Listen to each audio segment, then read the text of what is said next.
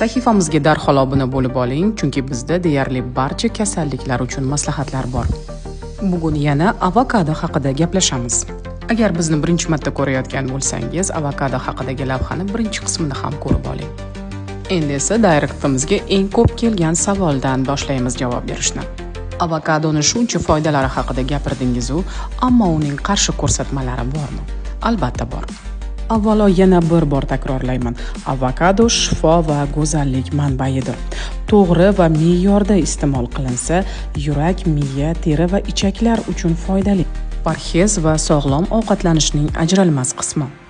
Avokado ozdirishda ajoyib dastyor, ammo haddan ortiq iste'mol qilish juda kaloriyaga boy bo'lganligi sababli, ya'ni 100 gram avokadoda 160-180 kilokaloriya bo'lganligi uchun haddan ortiq iste'moli vazn oshirishga xizmat qiladi. Demak, vazn olishga qiynalayotganlar men yuqorida aytgan fikrlarga e'tiborli bo'ling.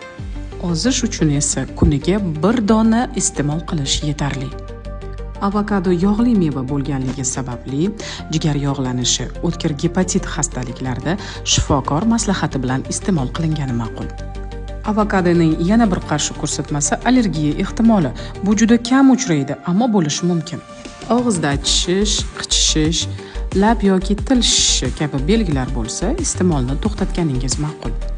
Alohida ta'kidlab o'taman, bu nafaqat avokadoda, balki boshqa meva yoki o'simliklarga nisbatan ham xuddi shunday allergik holat bo'lishi mumkin. Yana bir maslahat: emizikli ayollar farzandlari 6 oylik bo'lguniga qadar avokado iste'mol qilmaganlari ma'qul. Chunki avokado bolada qorindan bo'lishi, ich ketishni keltirib chiqarishi mumkin. Azizlar, izohlarda retsept so'zini yozib qoldiring va biz sizga kelasi safar eng ko'p berilgan savollardan biri retseptlar tayyorlashni o'rgatamiz.